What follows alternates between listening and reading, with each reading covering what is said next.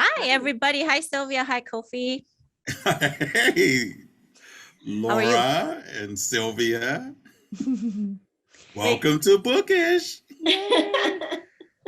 Um, Thanks. Today, we're going to be talking about Rivers Solomon's book called An Unkindness of Ghosts. That's the book. Okay. And I think I'm starting us off today with introduction about the author and a little bit about the book itself. So Rivers Solomon graduated from Stanford University with a degree in comparative studies in race and ethnicity, and holds an MFA in fiction writing from the Mishner Center for Writers. They are from the U.S., but they currently live in Cambridge, England. And An Unkindness of Ghosts, the topic of our talk today, is their first novel. So, An Unkindness of Ghosts was a finalist for lots of different awards, including the Lambda Award. But then Solomon's second novel called The Deep, which also has a really interesting premise, actually won the Lambda Literary Award in sci-fi and horror category last year, 2020. So before, I know we're going to get into a lot of talking about the novel itself, but I watched or read some of the interviews online, and one of the common things that I saw, and I'll throw it out there as part of an introduction about this author, is that when it comes to lots of different things, this author seems to really resist the idea of anything that's binary or categorizations, right? And so this applies to notions of gender, as the book explores, but also about books. So Solomon's books have been called a lot of things, including speculative fiction, which is sort of why I think we got into choosing the book. Also literary fiction, science fiction, dystopian fiction, and so on and so forth. And it seems in interviews they resist this labeling, though like they don't get mad about being asked about categories or labeling things. They entertain how each of those labels might describe their work. And it was so funny, in one of the interviews, they included among the things they like to see abolished, the gender categorization, as well as the fruit and vegetable dichotomy. So I thought that was really interesting, like another example of something that we tend to sort of like to put in these neat categories. Solomon does not like that. Anyway, so that came up like in quite a few of the interviews that I read and reviews where they talk about their work. So what did you think of the novel? Ye- So, Go to it. just for our listeners out there, just like quick synopsis or summary of the novel. Like Laura just mentioned, I can totally see why it would resist categories because it does sort of blend like sci-fi and spectral fiction and like like elements of fantasy. It's just there's a lot of things that are going on in the novel, but I was actually thinking about this as I was reading, like how would I describe this like to a friend who's like, oh, what's that about? And I thought it's kind of like, I don't know, for those of you listening out there are familiar with the Bong Joon-ho film Snowpiercer, starring one Mm-hmm. one of the Chris's. I forget what his name is. Chris Evans. Yeah. Sure. But it's like snow. You know where I'm going with this, right? It's like Snowpiercer meets um, like Star Trek, but in a dystopian Star Trek, like a racist, very racist Star Trek. So meets I don't know, like any other book about I don't know, like race and class warfare, and it's all of those mixed into one. And essentially it takes place on a large spaceship in the future called the Matilda, and in this ship is categorized by decks, and on the upper decks you have like the upper caste or the upper class, which is white and wealthy, And then on the lower decks, you have the laborers, the slaves, the ones who are kind of forced into like this menial labor. And there's different like types of people on these lower decks too. So they're not all, you know, what you would just in your mind, or at least for me, you know, there's like different tribes, I guess is a way to put it. You know, there's the Tarlanders, there's like, you know, all these other types of people. They speak in lots of different languages depending on the deck that you're in. So it's really, really fascinating to see like this world that she's making come together. And yeah, and it's sort of about the struggle as they're searching for a new Earth because the one that they are leaving behind has been destroyed somehow. It's never really made quite clear how that's happened. And so they're like about 325 years away from their destination or whatever it's supposed to be, or they've been in space for that long. And so, you know, it's kind of like the self-sustained thing. Like there are fields on the deck. There's field decks where the workers go and work in the fields to produce crops and harvest. They have their own baby, what they call baby sun, a little like artificially made sun within the ship that you know replicates the energy of the sun, so they can grow things, and they have like an ecology and an ecosystem there too. So it's actually really interesting the way that this world comes together, and then everything is controlled by the sovereignty, and so it's like a religious military state as well. So everything is by God's hand and like heavily controlled by the guards. So that's how I would describe it. And so it's this one, you know, this girl's story, this person's story in terms of like how they're trying to find a way out of this structured system that they're stuck into. And yeah, it's my brief synopsis. I don't know if that was a good one, but Yeah, I've I read somewhere last night while I was sort of brushing through the book that it's like the antebellum South in the space. Yes, that's actually that's the word. Yeah. Yeah, I kind of think it's more like a prison narrative that's out in That's space. interesting. Yeah. But you know, it's still hierarchical. And the reason why I said I brushed through, I feel like I didn't comb through the book as I might normally do, because there were so many things in it that I like where to land. So it's interesting how the author doesn't want things to be categorized, yet that is the exact thing that is happening in the novel. Even at the end, one might argue there is a kind of closure, but also a category of that closure. In that, I'm not going to give the ending away, but you know, you come to realize that the protagonist Esther, or Aster, I think it's Aster, is salvaging something from her mother and from her friend, Giselle. And I don't know what category that is, but I'm assuming it's a category because I think human beings, unfortunately, can't but categorize things. we don't know anything other way to describe things, because even if you use the word novel, that is a category of writing. So, you know, I understand why writers make these sort of statements, but they always ring a little bit incongruent in my ear. Well, then it's nothing.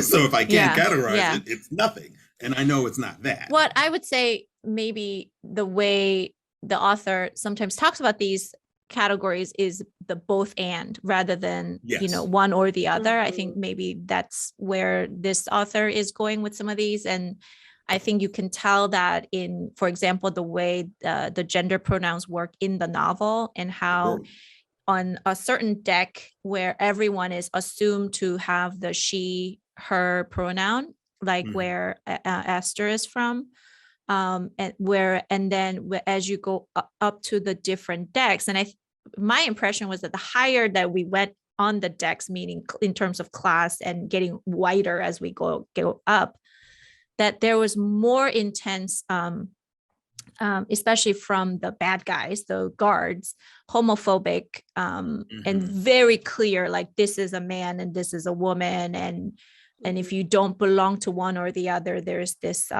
violence, right, that ensues or is inflicted on those persons who seem to not have a clear belonging to one of those categories. And I think that's what the author is doing too, in sort of saying like here it's much more fluid. And then I think, for example, flick comes from a deck where all the children especially they use the they pronoun, for example. So that was really interesting to see how those, even the gender question gets kind of lined up throughout the different decks. Yeah. Yeah, and I think the sexuality when it's among let's say when Giselle and Esther were young, they were playing house, right? There's a level of innocence, although Giselle may not have a level of innocence that Esther had. But when it's the guards, it's always physical violence. It's always sexual violence.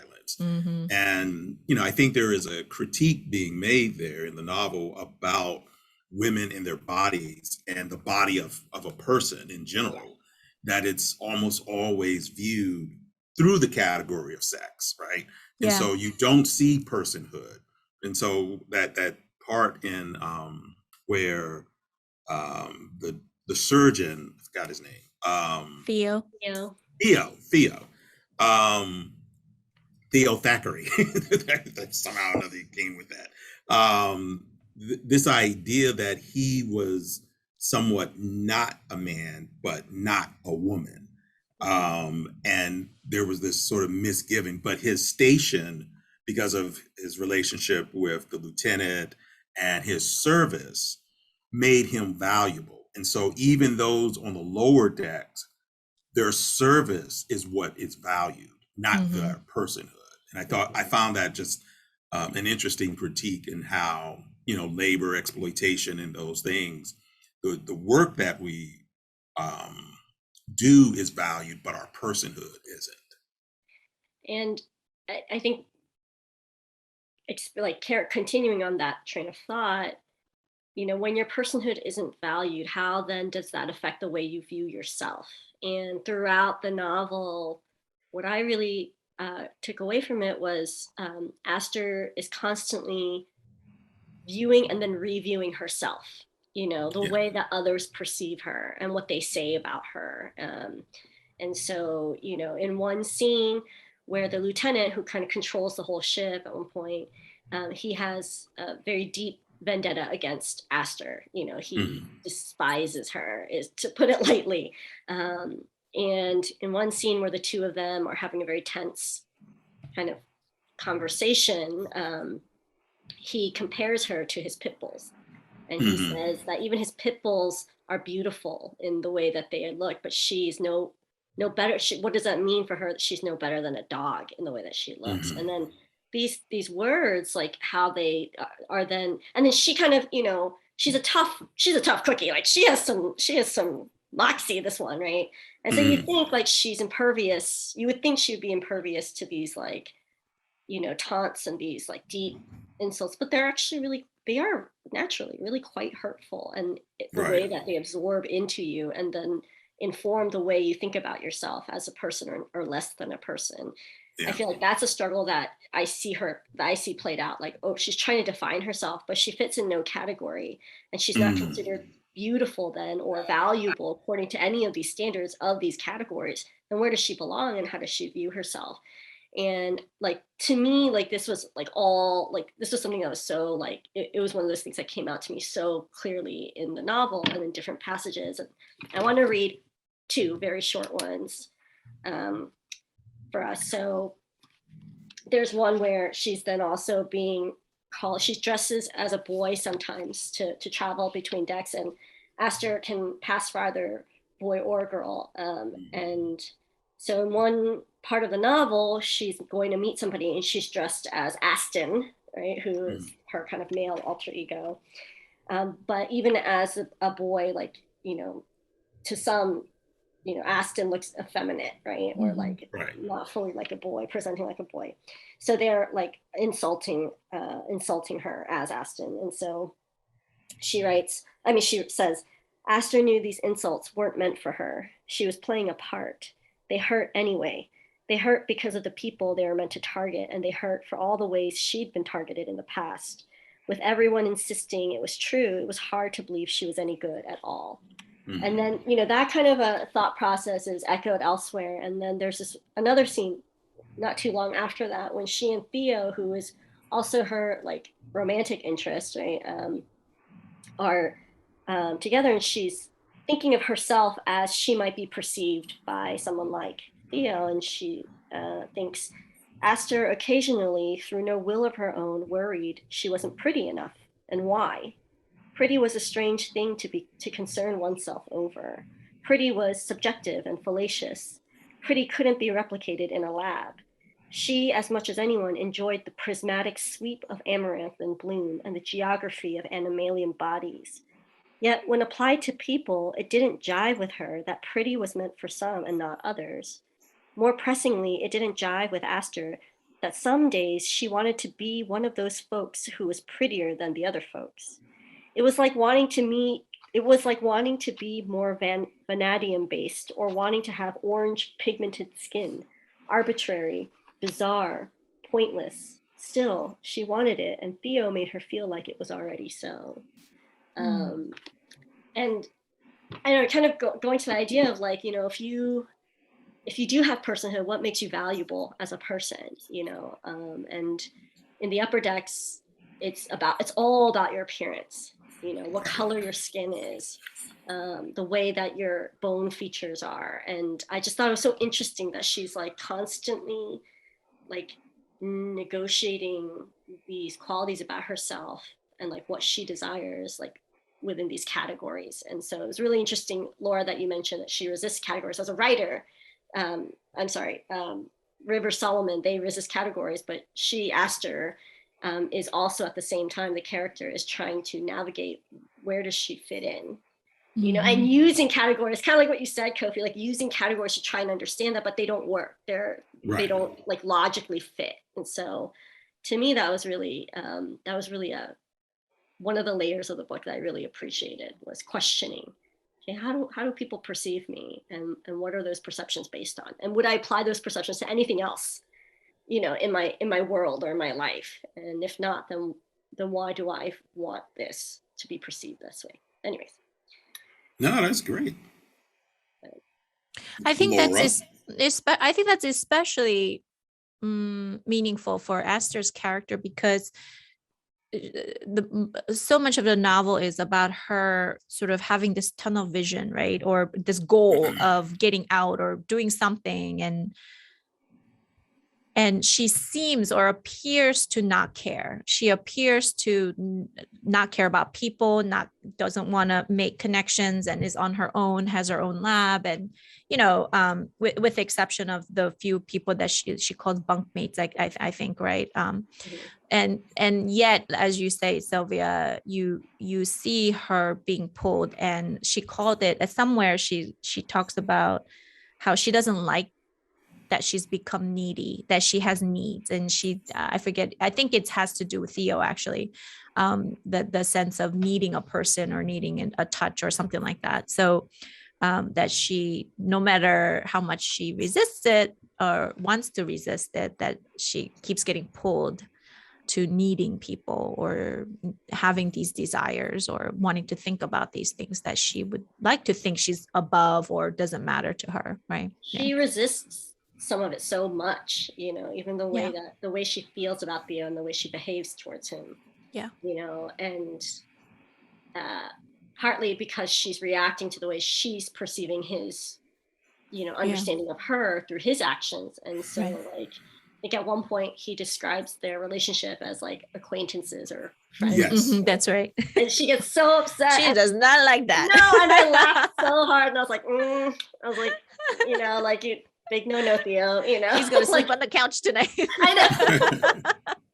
And he's just kind of like, I was just being polite. Like, I was just being like polite, because he's very like formal. He's into formality and like being polite and everything. And no, she's not having that. And I just chuckled so much because I was like, in some ways she's such like a normal young person who wants to be valued and who wants to be seen and validated, like Right. openly validated, not like behind all of these like restraints, because there's always something there, like that's preventing Theo from expressing his true feelings, or that's between her and Giselle, or even her and Loon, her mother, and even Aunt Melusine, who is the one person who just truly treasures and values her.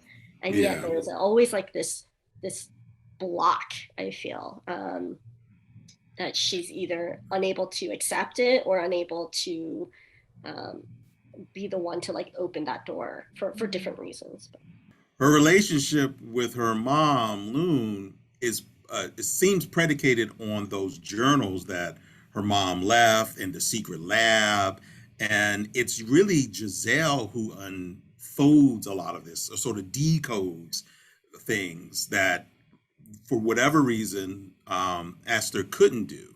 So, in some ways, I was thinking, and again, I didn't comb through it, but I was thinking about the relationship of the word Esther to Hester, as in Hester Prynne, and there's this like stigma on her that she can't quite get out. I know it may be a stretch. I see the Well, because I don't know Aster, about that. okay, no, I don't know, because Aster means like star, like she's named after like And Loon means moon. Loon means Oh, moon, right, Yeah. right.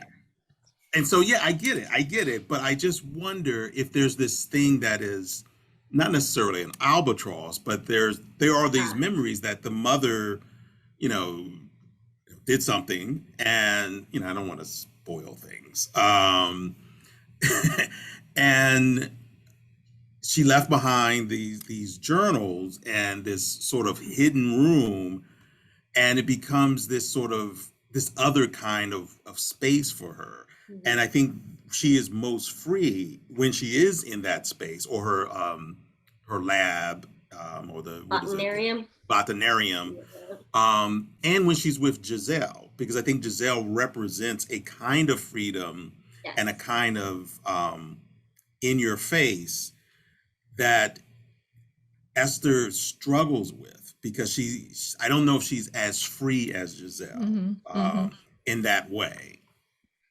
I definitely agree with that assessment, Kofi, because Giselle does what Giselle wants, Right. and she pays the consequences for them, for those actions, at the hands of the guards several times. And but I actually, so okay, one structural point of the novel is that you get to hear from everybody. It's Mm-hmm. written in Aster's point of view for the most part, but at certain points you dip into Theo's point of view, and then Mhm. Aunt Melusine's point of view, and then Giselle's point of view. I was half expecting Loon's point of view, Yeah, but yeah. Yeah. yeah, I was actually surprised to see Giselle's point of view at the end. But I found it to be really helpful to get into Giselle's mind and really see the like depth and the extent to which she is free. Like she spends her life basically, like you mentioned, like kind of imprisoned on the ship and having to do other things, but like even within that she finds ways to exert her own agency. And I thought that was really um that was why, yeah, like Giselle can unlock these different codes and understand things that Aster can't see, even though Aster is the smartest person on that ship for all intents and Right. purposes. So yeah, I would definitely agree with your assessment, Kofi, that Giselle is freer than Aster. Yeah, and there's this one story that the aunt tells about the raven. There's two different ravens. One um, is a trickster, I would call, and the other is, I don't know if I want to say suicidal, but suicidal. And I look at Loon and Giselle as those kind of ravens. Mm. And Mm-hmm. that one, I think Giselle is more of a trickster, and Loon is desperate in trying to make things change, steer the ship in a different direction. And maybe that critique and that idea of categorization is, you really, either you're going to try to trick people or there's some type of interplay going on, or you got to go for broke and whatever happens. You're going to take the consequences, you'll suffer whatever, but you got to change the ship, you got to change the direction, because this way is not the way. We can't be out in space for 300 and something odd years. We got to make a change. And I think that when that unfolds, it becomes, there's a bigger point here. So those the story about the two ravens, it's an example of so many of the stories within the story, and it's such a big element in the novel too, that, and it's not just the stories that are told, but also then the stories that are in the journal that Aster is trying to decode, but also sort of these like myths or imaginations they might have about this place called Earth, right, from 325 years ago. And what's so interesting is like how the different characters latch onto these stories, and these stories of Loon, for example, too, right? They're trying to, Aster is trying to know what her mother was trying to do or what happened to the mother, and so on and so forth.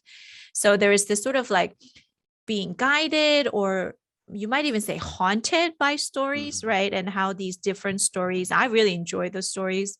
But I felt like also that was happening in the playing house between Giselle and Aster. But then once they got older, they got into theater, and they're sort of reenacting these imaginations. It's an imagination to them because the gender binary is very different on their deck, as opposed to this. They were trying to imagine what a husband and wife do, right? Yes. And it's actually very a sitcom-y, like in terms of like bad sitcom-y from my perspective, where they have these stereotyped, notions about, well, I'm the husband, so I'm about to hit you or something, or you're the wife, so you have to be submissive. And and these are probably the stories they know or they've heard from before, maybe before time, like Earth time, or how it exists in the other decks. And so there's so much of like the way they understand the world and their current present through the stories that happens. And I found that really interesting as the play thing that it went on for a while in the novel, and then lots of stories being told. I will say that the stories within the story feature, I would definitely agree, Laura. I saw like the idea of like a mythology build, like, world building within the world building. And I think having backstories, but also like its own mythology is what makes like a culture unique, having its own tradition of storytelling and passing those stories down. The Raven story, I recognized immediately. I thought was interesting because the Raven is a Native American trickster. It's Coyote and Raven. And now it's connecting with me with the idea of categorization, because Coyote and Raven, they, as tricksters are wont to do, really resist categories, and they mess with all the ordered way of things. That's what makes them a trickster, and I thought it's interesting that the Raven, flies away in this telling of one of the stories, flies away and comes back home after a long time, and to find things that are totally different. And, that sets off a whole series of events. But, it made me think of the idea that maybe the role that Loon and even, and Aster and Giselle play are all tricksters of some variety, and their whole like purpose is to disrupt the ordered way of things, and that's what they end up doing, each in their own way. And so I thought it was a really just a really beautiful way to kind of weave mythology into it, and also make them part of this sort of space mythology type of story. So I really enjoyed that element of this story. I think that's all we have time for today, and our next month's topic will be on fiction. In particular, we'll be talking about the ambiguities in fiction. So if you're one of those readers who doesn't do well, speaking of messing up categories, if you're one of those readers who needs everything to be categorized and ordered and concretely explained in a story, and really struggle when a story messes with that way of presenting whatever it's doing, tune in, and we will be talking about that ambiguities in fiction. Indeed, indeed, because one question was, what made them unkind ghosts? I was wondering that too. Or no, an unkindness of ghosts versus a kindness of ghosts. Anyways. Yeah. And we didn't get into it, but the question of like who is the ghost, or what are the ghosts, or the representation of that. I lost a little bit track of that as I was reading, but I think somebody said there was so much in the novel, so Right. much to think about. So it was hard to Yeah. keep track of some of like these threads. Yeah. It was. And I don't do well with like scientific terms in novels because that's just not who I am. Like, I never thought I'd see the word stoichiometry appear ever again outside of my chemistry class, but there we are, it's in there. Or geometric equations. And I was like, no, my foe and nemesis. So anyways, on that note, tune Tune in. in It was next fun time. talking with you guys about the book. Thanks for I know. reading along, and we'll see you next month. Bye. Bye.